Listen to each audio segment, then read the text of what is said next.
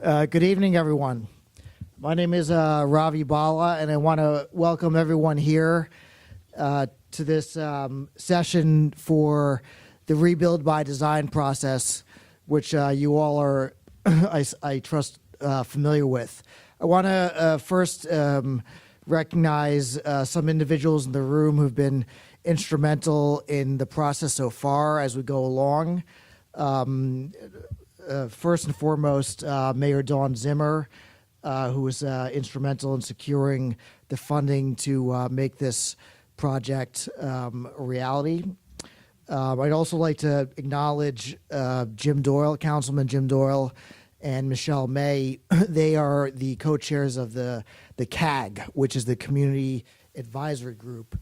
The CAG is instrumental in providing input to the DEP and HUD and other stakeholders in terms of what the community feedback is on the ground. So want to recognize the councilman as well as Michelle May. Also want to recognize Brian Berry from Elcor.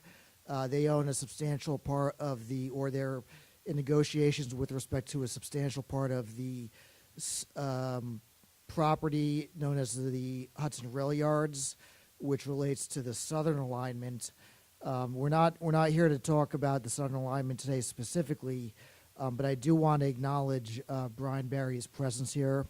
I want to acknowledge also Ciro Scalera from the Laborers Union, who is also instrumental, his union as well as others, in making sure that this project, Rebuild by Design, is a project that comes to fruition. Last but certainly not least, from the governor's office, I want to acknowledge Daniel Kelly, who's been from the get-go, not just with this administration, but with the prior administration, very instrumental every step of the way in making sure that we meet the deadlines, that we keep the process running, and also extend my gratitude to Mr. Kelly for his attendance tonight and for his participation in this meeting. So here we are. We're at this, and also my friends from HUD, I want to acknowledge them as well. We are at a critical phase where, this exercise tonight is for the purpose of looking at the different alignments. There are two alignments in the resist portion of Rebuild by Design. There's an alignment in the north, and there's an alignment in the south. Today we're going to focus on the alignment in the north.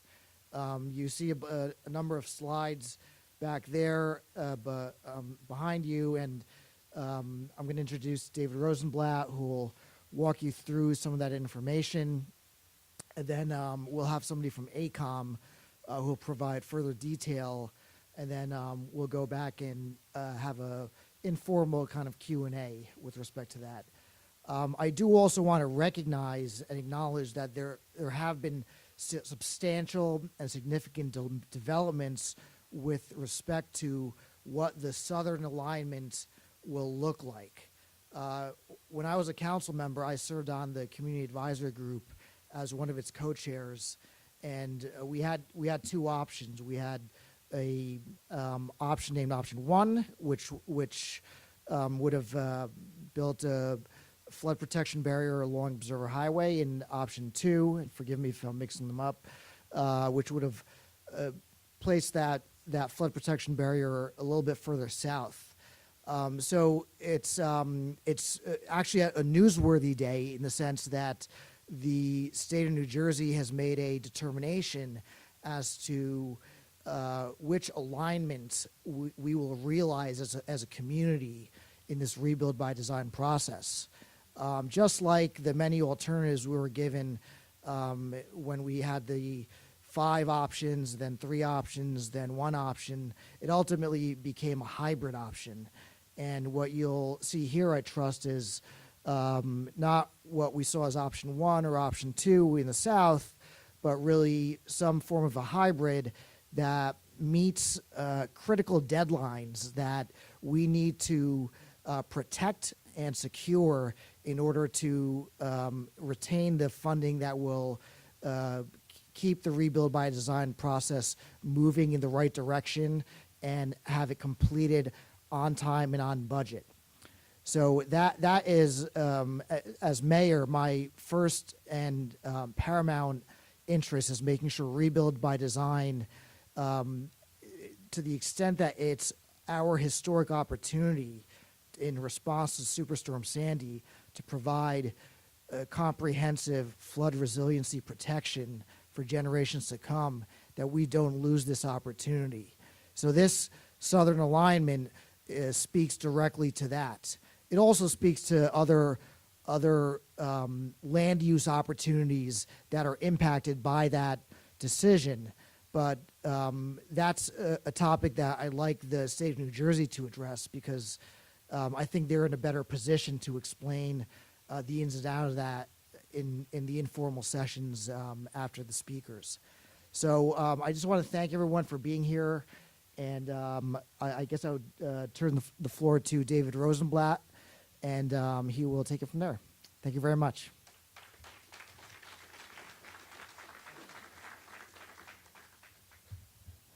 Good evening, everybody.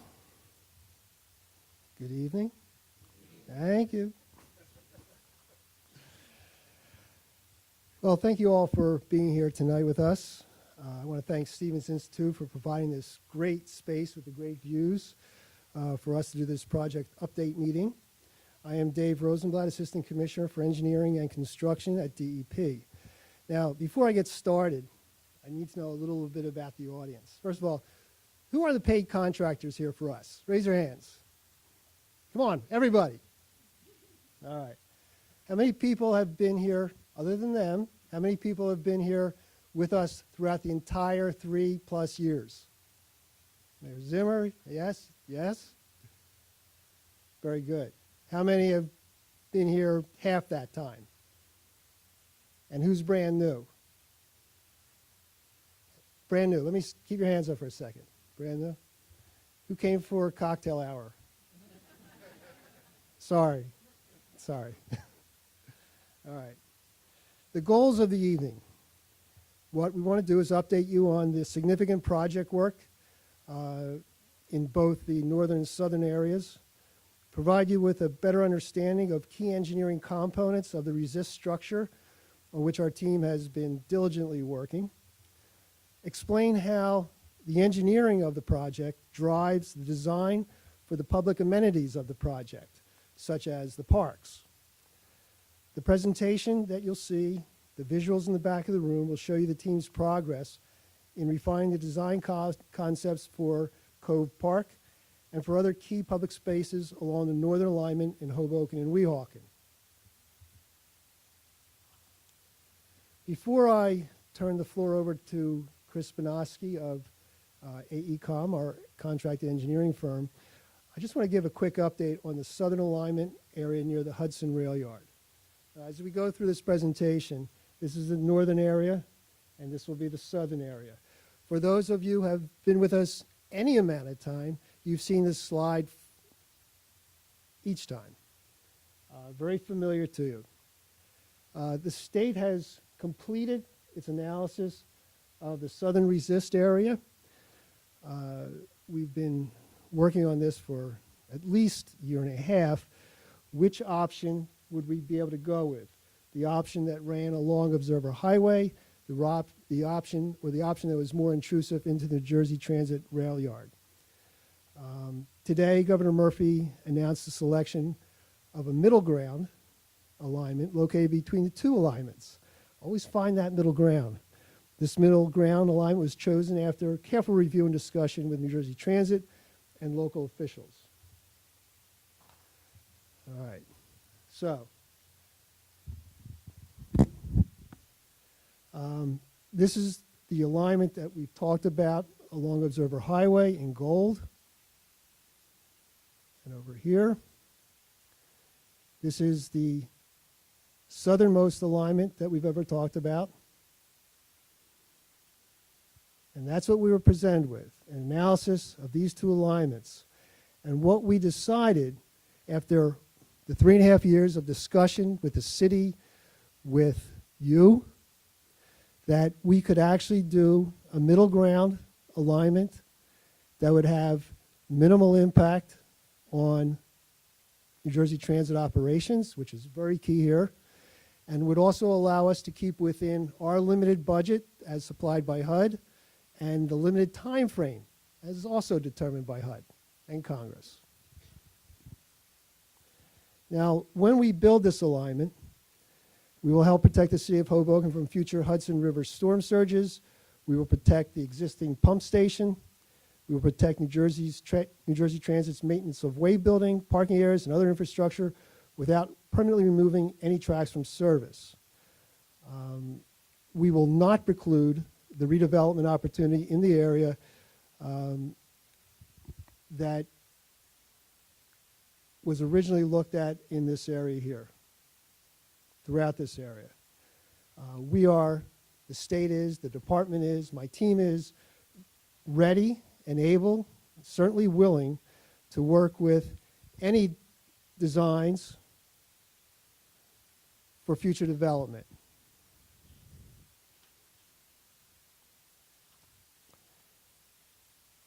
One of the most important things that we heard while we went through this process, this very public process, was that people were very concerned about the visual impact of building anything along Observer Highway.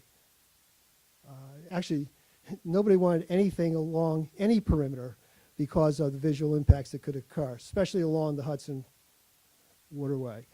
But there was a lot of concern here, and that's one of the chief reasons why we wanted to move this down into the middle ground area. Now tonight we're expecting to spend significant time on the northern resist area up by Weehawken.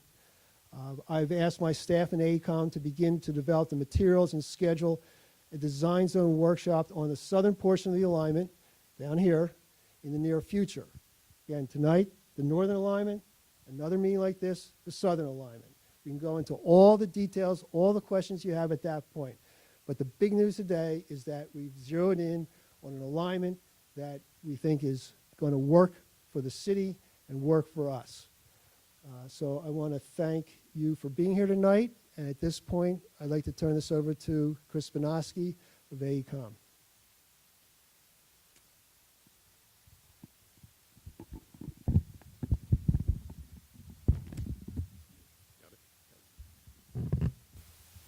So again, I'd just like to thank you for coming out tonight. And what we want to do tonight is just kind of walk backwards a little bit. We're going to give you a review of the Rebuild by Design competition. I'm going to have Christy come up after this, and she's going to start at the beginning and take us up to where we are today. We're going to go over the design, some of the project drivers, and some of the design development to kind of let you guys know what we've been doing, how we've been going through this, and kind of some of the places we've arrived at. And then again, at the end, you'll have an opportunity to see the boards and get a chance to talk to some of us. And speaking of some of us, this is the group that's here today from AECOM. Maybe they could all raise their hands so you can see where they are. So they're kind of around the room. You recognize us by the name tags. You'll be able to interact with us back there after the presentation. So without further ado, I'd like to bring Christy up so she can start to talk about the Rebuild by Design process.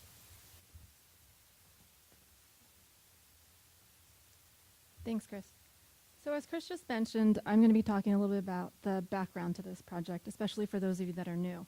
So obviously, Rebuild by Design has been a multi-year project going all the way back to 2013, mainly in 3 phases. There was the competition phase, the feasibility and environmental impact statement, and the phase we're in today, which is really final design, design development, and construction. So a key component of the original competition proposal was that it really needed to be a comprehensive solution.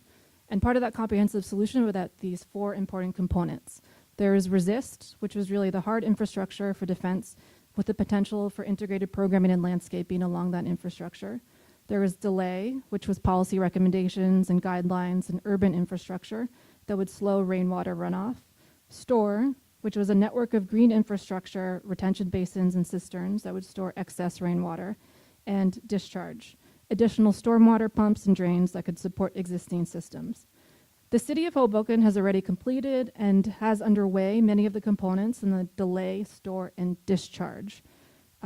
categories such as green infrastructure in Southwest Resiliency Park, New Jersey's first resiliency park, with additional resiliency parks planned for 7th and Jackson, and also Northwest Resiliency Park, in addition to new cisterns at City Hall and green roofs and rain gardens. So from the competition phase, we moved into the development of 5 concepts, which represented a full range of alternatives and options. And through community input and a need to really minimize impact, those 5 concepts were then developed into 3 alternatives. And what you see here is alternative 3, which was the preferred option that was decided to move forward at that time, which really had minimal impact to major roads and also to the waterfront. In our current design phase, this is how we've been developing the alignment in these 5 major zones. You've already heard mentioned we have our 3 zones in the northern part of the alignment and then 2 zones in the southern part of the alignment. And tonight we'll really be focusing on the northern part. So this highlights then our 3 zones in the northern part of the alignment. So now I'm going to turn things over to Eric.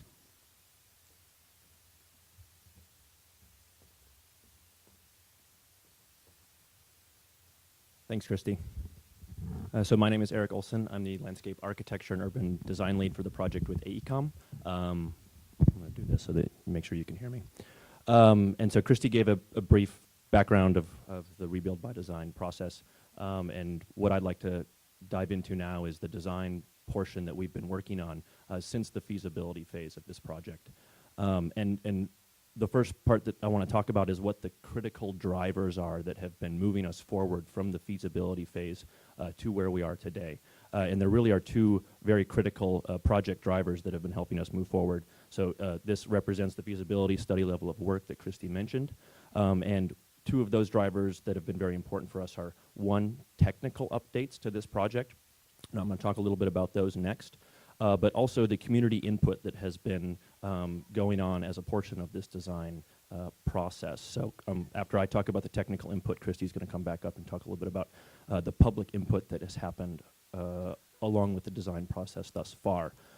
So those 2 drivers have really allowed us to move forward with developing the design of this project. And there will be additional community input that continues to happen throughout the rest of this process. We'll talk a little bit about that, what those next upcoming opportunities for input as a part of that process are at the end of today's presentation.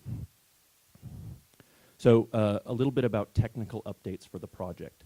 As was mentioned briefly, the technical portion of this project is a critical driver for how we move forward with the design. And as the design team has been moving forward, we are working on 3 different technical components that will make up the resist structure. This is a little bit different than the feasibility phase of work. In feasibility phase, the main sort of technical component of the project is what is known as a T-resist structure. It's called that because it looks a little bit like an upside-down T. But as a part of the design process, we've identified there are certain locations along the project's alignment that actually lend themselves to implementing what we call an I-resist structure section. So it's called that because it looks a little bit like a capital I. I'll talk a little bit more about both of those next.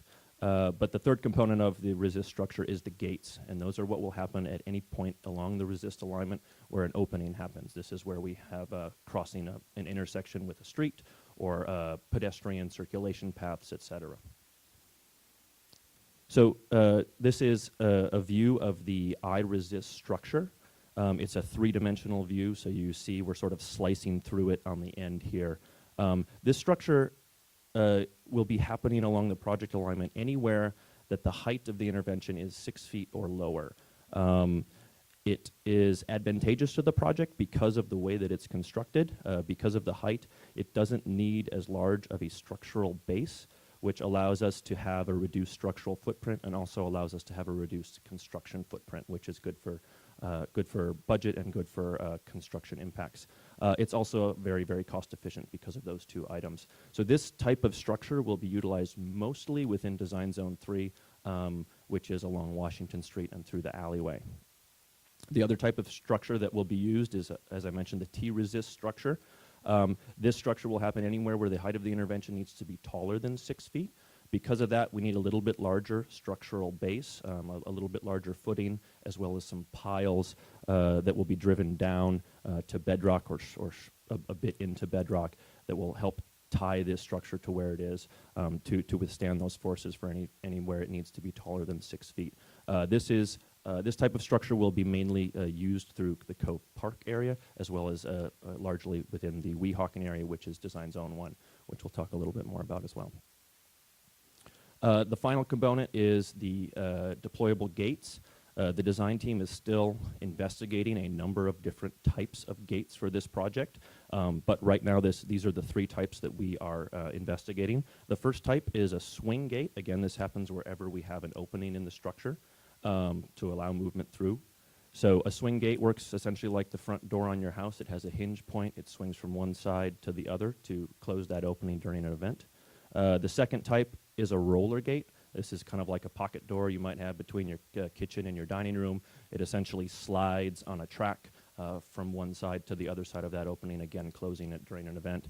And the final version that the team is looking at, still evaluating for possible use in strategic locations, is actually a flip-up gate. On a sunny day, this gate would live in the ground plane itself, so it's flush with the rest of the ground plane, functions as any other type of sidewalk or street. You could walk or drive over the top of it, and then during an event, it flips up into place. So this is a quick view of the northern alignment, and I'll talk a little bit about where those different types of structures happen. So as I mentioned, the I-resist structure, which is shown here in purple, mainly happens here in Design Zone 3 along Washington Street and through the alleyway. After that point, the structure gets a little bit taller, so we move to that T structure type. That moves through the park and up into Weehawken. The blue dashes are representing where a gate would happen within the structure.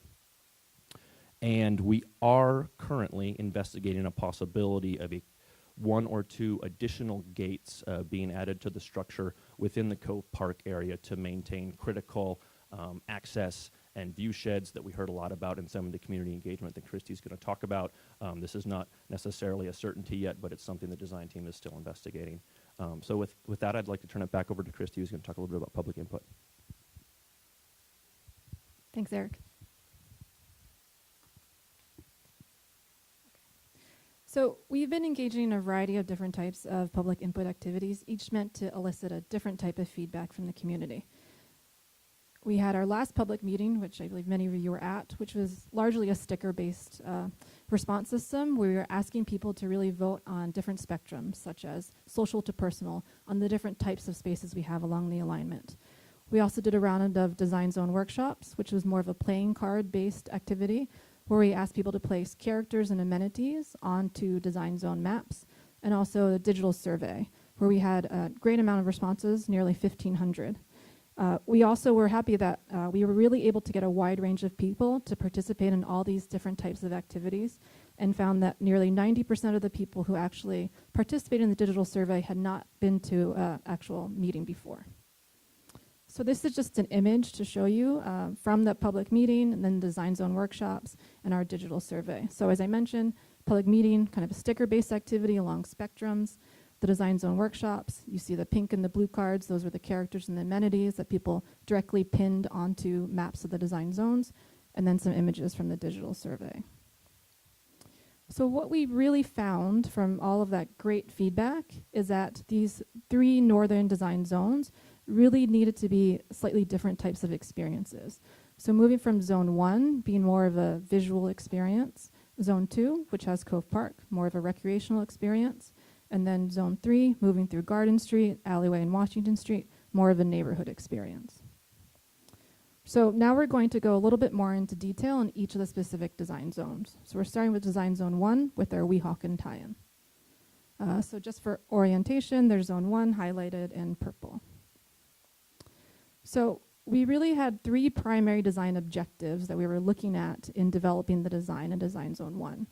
There needed to be structural integrity, ease of inspection for FEMA, also programmatic flexibility, which is something that we heard time and time again through the public input, and that also the alignment really needed to be integrated to the context. So through the public input, we found that what people really wanted in Design Zone 1 was art, sculpture, but also natural planting and shade, integrated lighting, and also a bicycle path. People identify this as mainly a pass-through type of space. So then you see those 3 design objectives, and then we started to take many of those technical drivers and the technical input that Eric just spoke of and further develop the design, which Eric will now go into a little bit more detail on. Thank you, Christy. So as Christy mentioned, those 3 design objectives help drive the design ideas that we've been developing for Design Zone 1. And what's critical about those design objectives is that they take into account the structural requirements that I spoke about a little bit ago.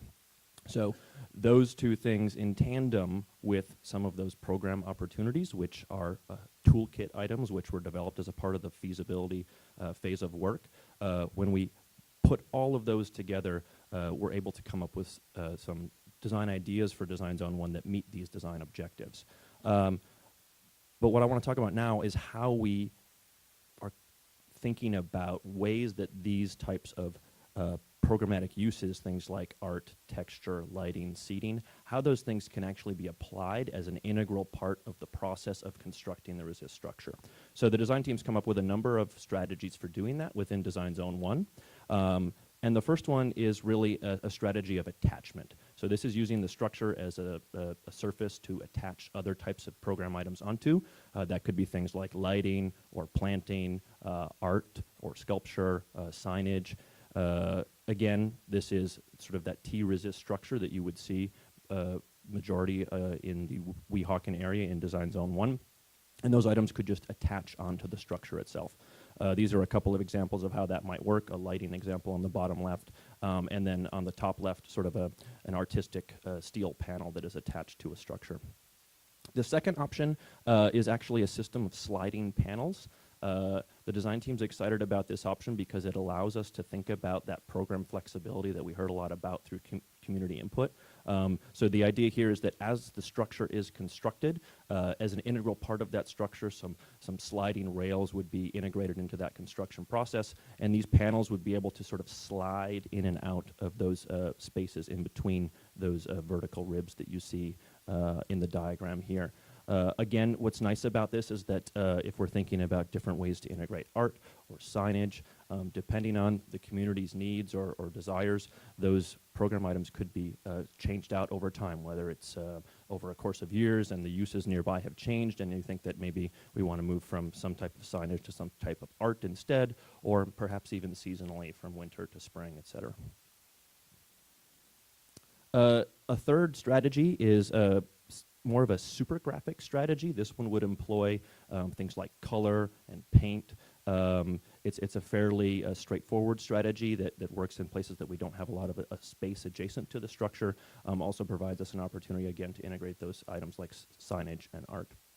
And the final strategy for the Weehawken area in Design Zone 1 that's associated with the T-resist structure that the design team has been looking at is utilizing a form liner system. So this structure, the T-resist structure, will be poured in place concrete. As a part of that process, we can integrate a form liner that is sort of a part of that mold that's used to construct the structure, and that liner can have any type of sort of texture on it applied. So you see a couple examples here on the left.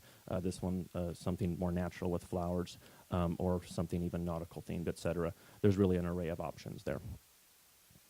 So this is just a sneak peek of how some of those different strategies can employ different types of toolkit items. Again, we have a lot more of these ideas that are on the boards in the back of the room. Just kind of a reminder that before you leave tonight to take a chance and look at those, and we'll be back there to talk about how those strategies help us employ different types of programmatic uses integrated into the construction of the structure. So now I'm going to turn it back over to Christy to kick things off for Design Zone 2. Thanks, Eric. Okay. So the map again, just for orientation, Design Zone 2, having Cove Park. This is an image that many of you may be familiar with from the feasibility study. So we found that there were some constraints that the design team really needed to address in this design phase. They're kind of called out here. Largely that there was a lack of vegetation and shade. The curved alignment, which you see in that pathway, was really not feasible in the resist structure construction. It also generated a dead end at the raised walkway at 15th Street. And some of the scale studies for all the different types of programs that we found people really wanted in the park through public input suggested that there could be additional programmatic opportunities were we to really further this design.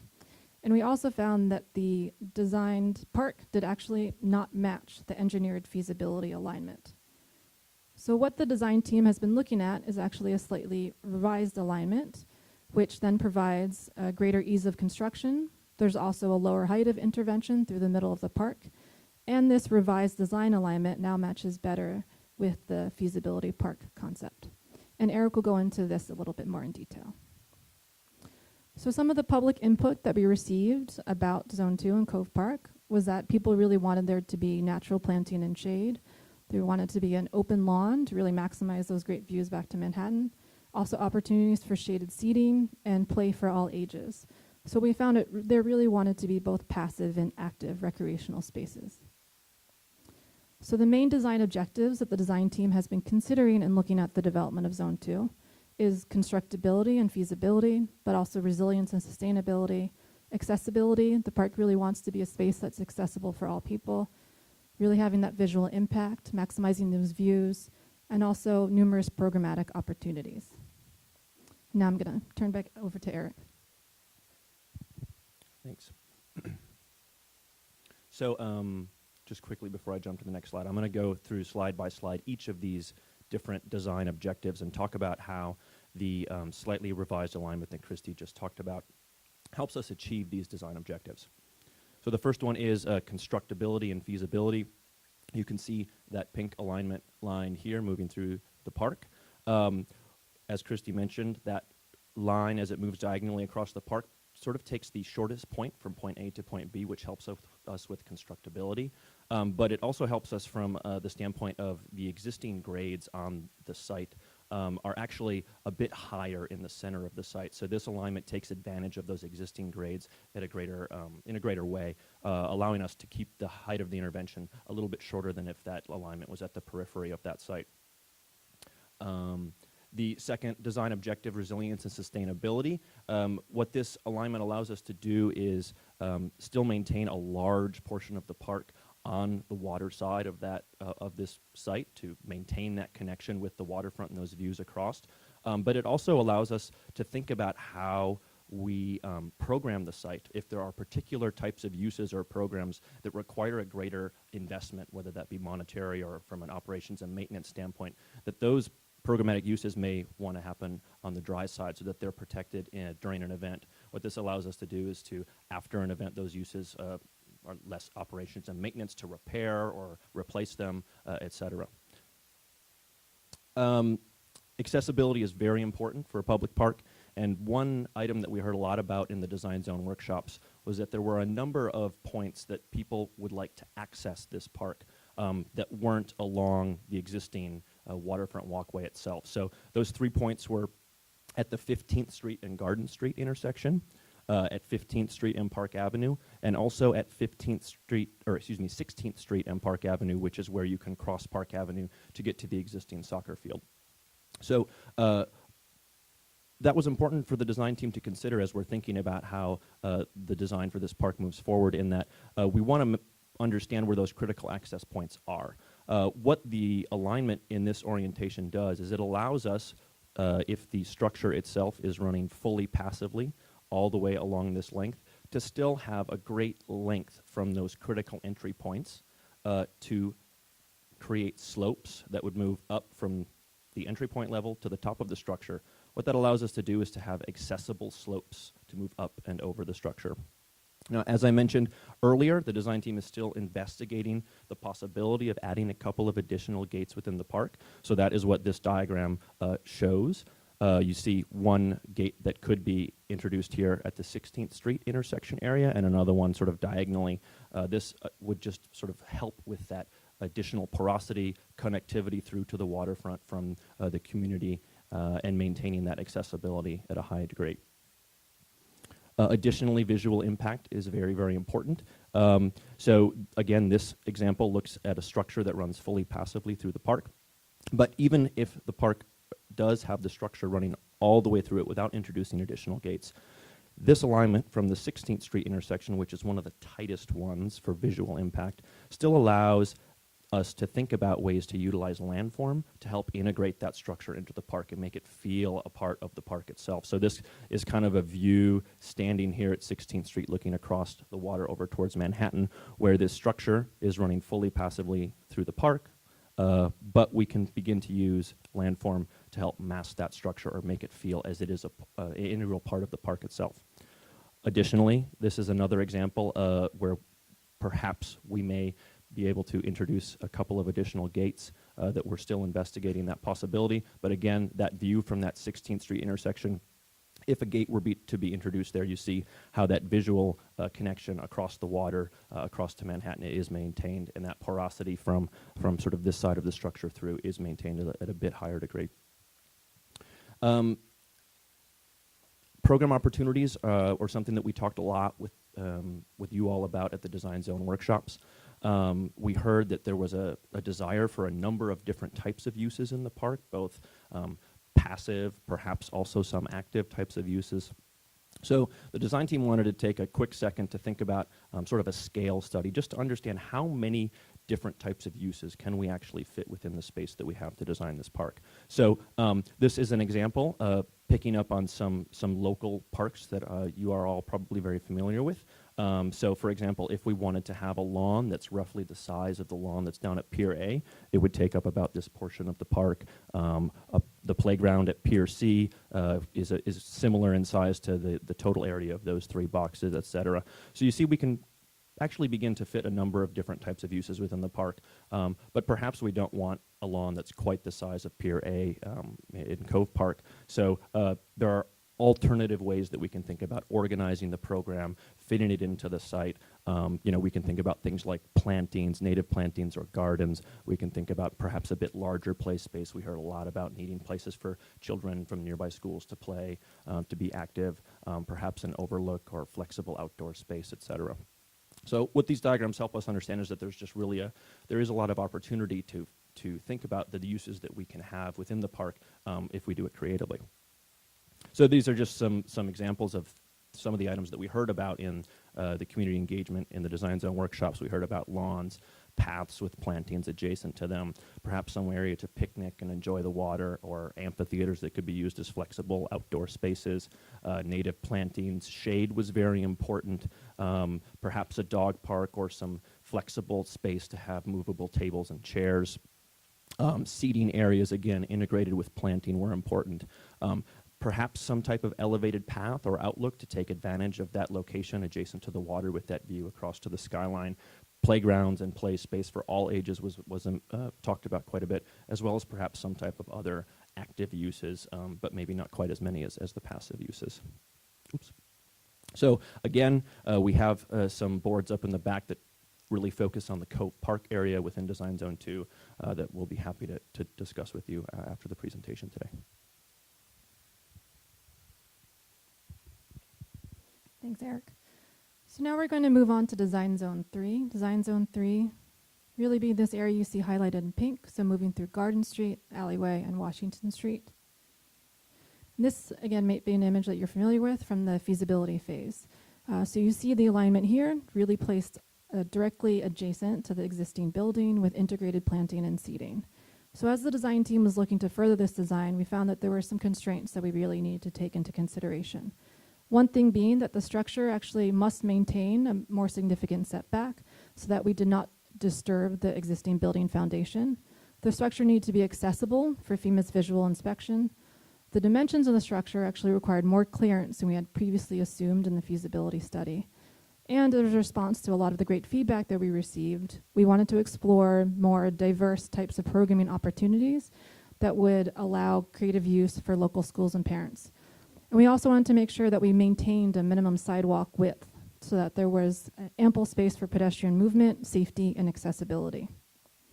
So similar to Design Zone 1, the three primary design objectives the design team was looking at in the development of Design Zone 3 were that structural integrity and ease of inspection, programmatic flexibility, and also integration to the context.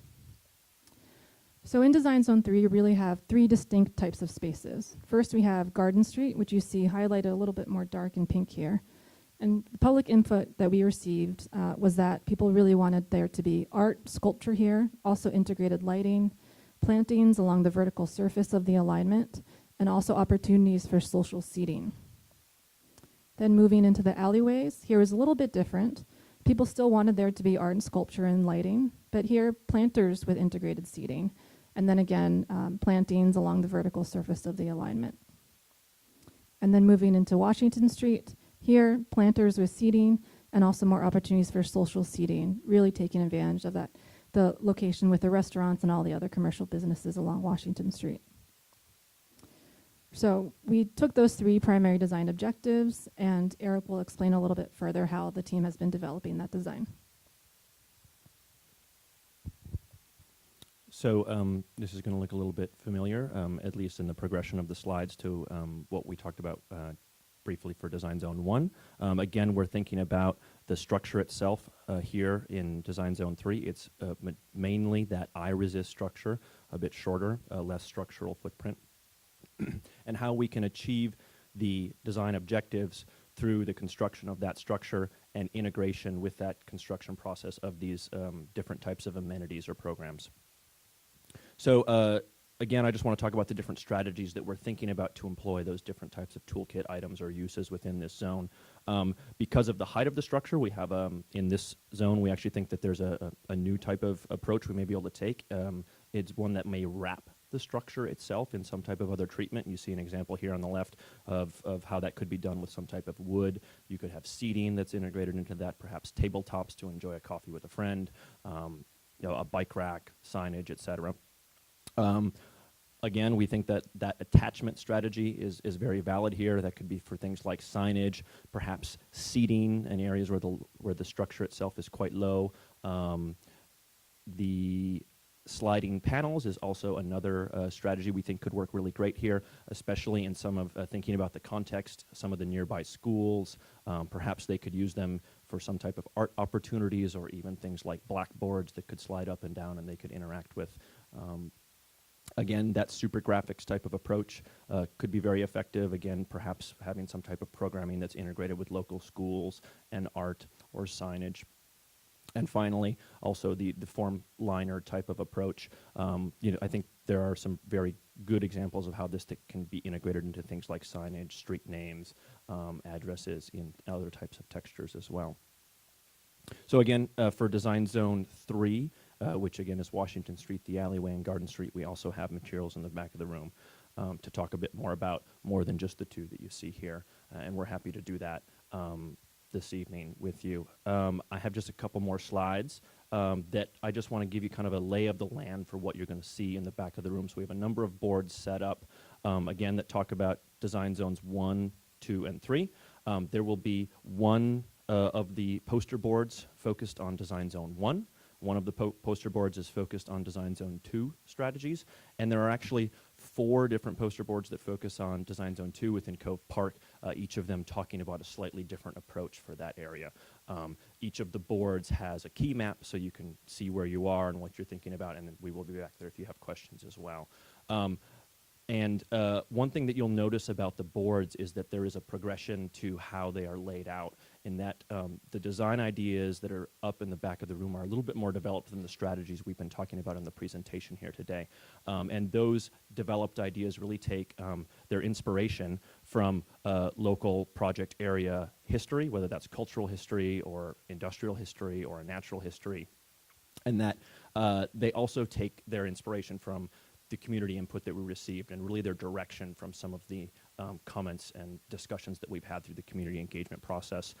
And finally, that they make a really great attempt to find ways to integrate those ideas into the rich existing context, whether that's maintaining views across the waterfront or understanding this neighborhood feel within Design Zone 3, et cetera. So that's kind of how the boards are laid out, just to kind of give you a heads up so you know what you're going to be looking at back there.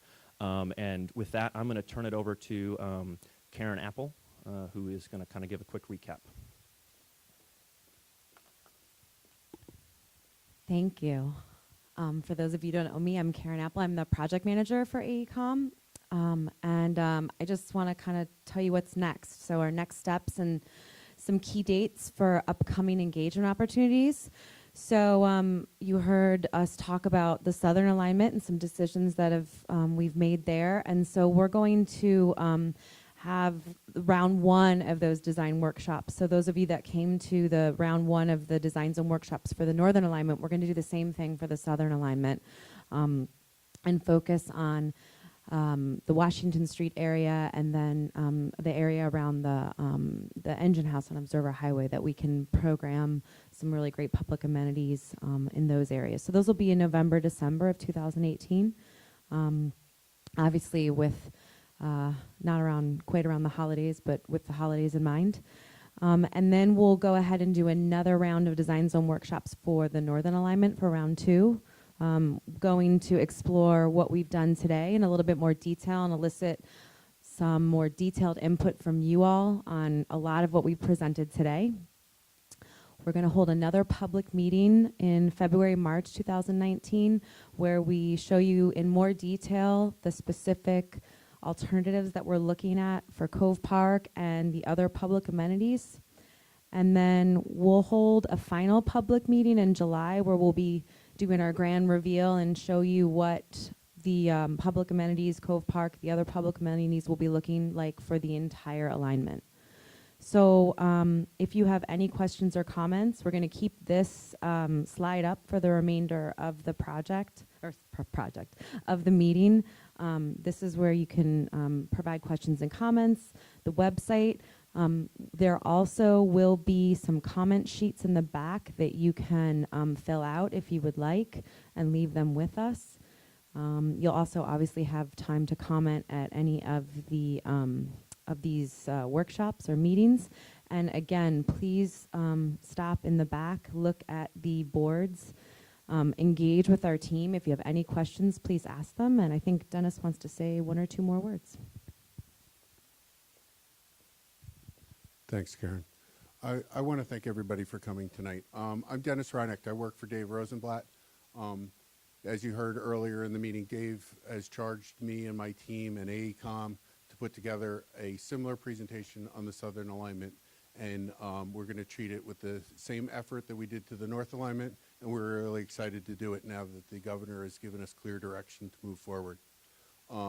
Tomorrow, you'll see on our website, RBD, HudsonRiverNewJersey.com, will be the press release from the governor's office, and the slide that Dave had up behind him. That'll be up on the website tomorrow. And I do want you to enjoy the panels that are up there. We worked really hard on together with Hoboken, with Jersey City, with Weehawken, as we're trying to produce these products. Please spend some time with them and ask questions of AECOM. They're really excited to talk about them. And I would also like to thank everyone that came tonight, the mayors, the governor's office, my boss for leading this meeting off, and Mayor Bala for his really kind words tonight. And I'm going to be staying in the corner, and I'll stay until the lights go out. So I want to thank you all very much for coming, and please enjoy the panels, and please ask questions. Thank you so much.